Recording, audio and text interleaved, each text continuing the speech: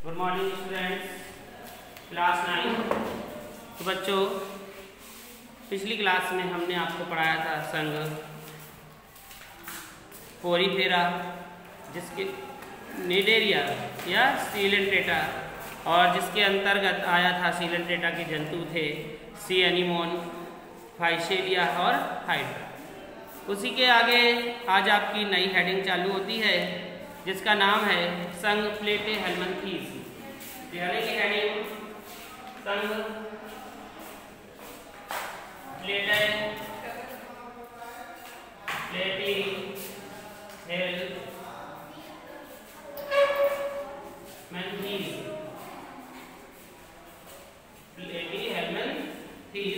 यानी कि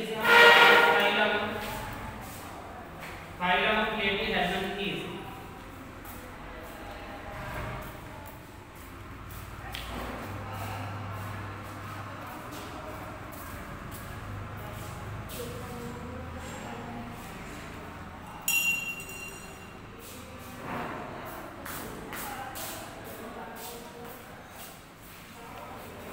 संघ प्लेटेहेल्मिन्थीज। तो देखिए, संघ प्लेटेहेल्मिन्थीज क्या है। ये भी एक प्रकार का संघ है तथा इसके अंतर्गत भी निम्न जंतु आते हैं, जैसे प्लेनेरिया है, लीवर फ्लूक है, टेप वर्म है। कुछ ये जो जंतु हैं ये जानवरों के पेट के अंदर पाए जाते हैं, यानी कि परजीवी होते हैं। ये कभी कभी जंतु मनुष्य के भी अंदर चला जाता है भोजन के द्वारा, और ये रोग उत्पन्न कर देता है। तो आज हम उसके बारे में जानेंगे। तो देखिए, जो प्लेटेहेल्मिन्थीज है इसकी लगभग 10,000 जातियां हैं अभी तक ज्ञात हो चुकी हैं, और अनेक प्रकार के ये कैसे होते हैं, चपटे होते हैं तथा फीता कृमि होते हैं। इन जंतुओं की अधिकतर जातियां अंतः परजीवी होती हैं। ये मुख्यतः कशेरुकियों के अंदर पाई जाती हैं। तो लिखिए, इस संघ में अनेक प्रकार के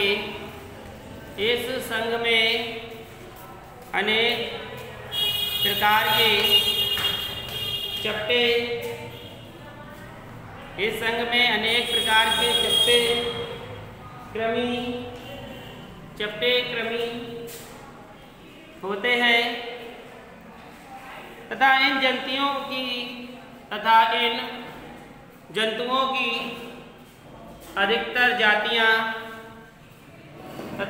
जंतुओं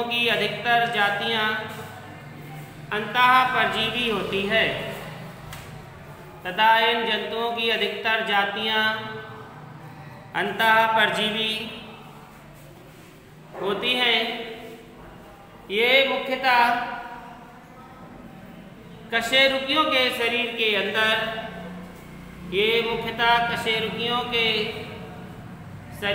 अंदर पाए जाते हैं।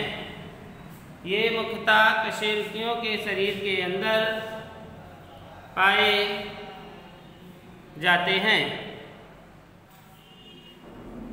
अब हेडिंग डालेंगे लक्षण।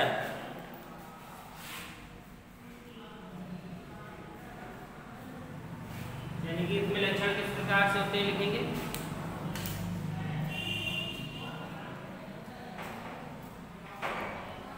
इनका शरीर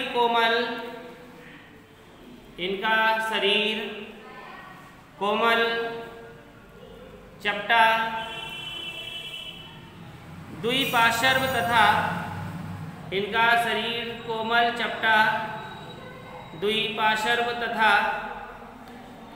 3 प्राथमिक भ्रूणीय स्तर से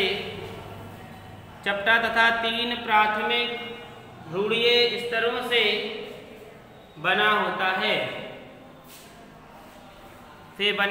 है।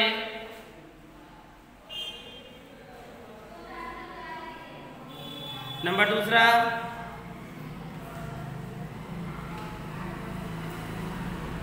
ये चपटे कृमि होते हैं तथा शारीरिक संगठन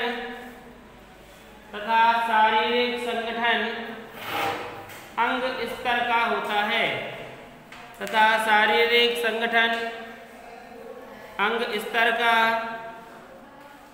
होता है।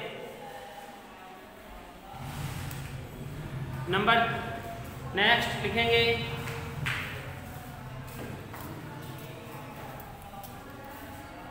इनमें जननांगों का अभाव होता है।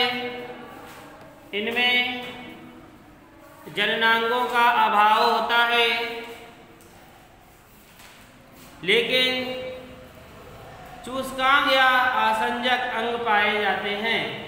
लेकिन चूस्कांग या आसंजक अंग पाए जाते हैं। अगले नंबर, इनके शरीर पर मोटी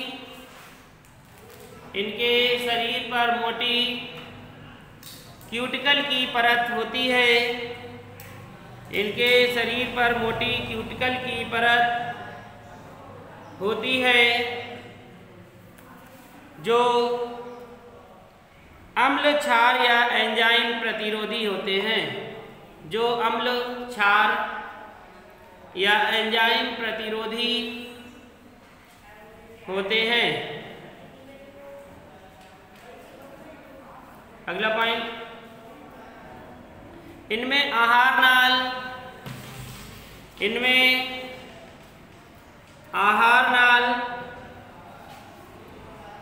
अल्प विकसित या अनुपस्थित होता है। इनमें आहार नाल अल्प विकसित या अनुपस्थित होता है। अगला पॉइंट, इनमें कंकाल तंत्र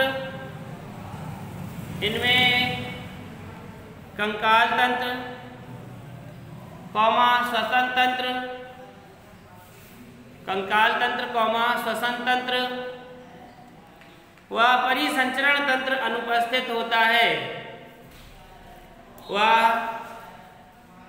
परिसंचरण तंत्र अनुपस्थित होता है तथा श्वसन त्वचा के द्वारा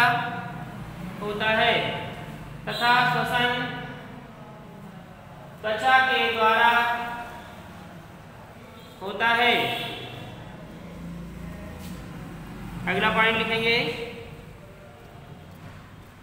इनमें उत्सर्जन विशिष्ट कोशिकाओं द्वारा होता है। इनमें उत्सर्जन विशिष्ट कोशिकाओं के द्वारा होता है। इसे वृक्क के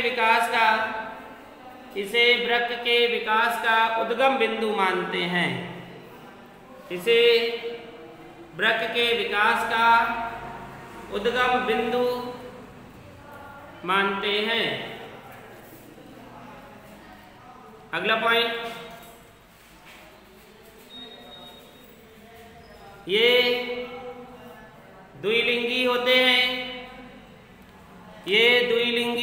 हैं तथा जनन क्षमता अत्यधिक विकसित होती है। ये द्विलिंगी होते हैं तथा जनन क्षमता अत्यधिक विकसित होती है। इनमें अंतः निषेचन पाया जाता है। इनमें अंतः निषेचन पाया जाता है।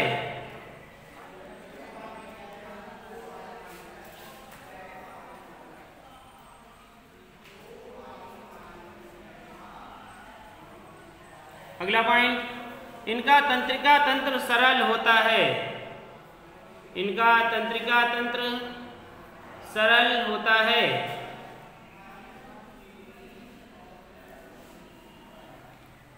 उदाहरण डालेंगे और लिखेंगे,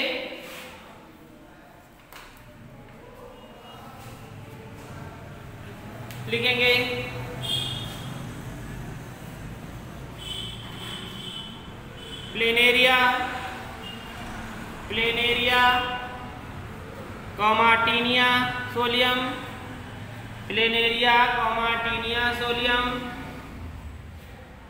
एम्फिलीना comma Amphilina, comma Fasciola, comma Fasciola hepatica, Fasciola hepatica, comma Schistosoma, comma Schistosoma, haematobium, schistosoma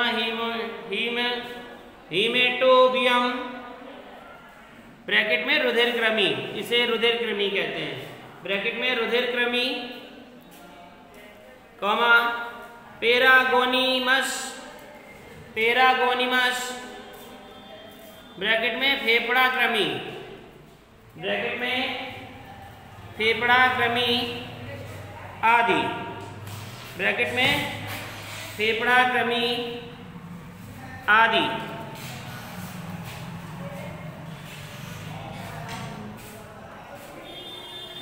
तो ये देखिए किसके संघ के हो गए, प्लेटी हेलमिंथेस के संघ के जंतु हैं। आप सभी समझ गए होंगे कि प्लेटी हेलमिंथेस संघ के अंतर्गत कौन कौन से जंतु आते हैं। ठीक है, अब इसका आप लोग डायग्राम बना लीजिए।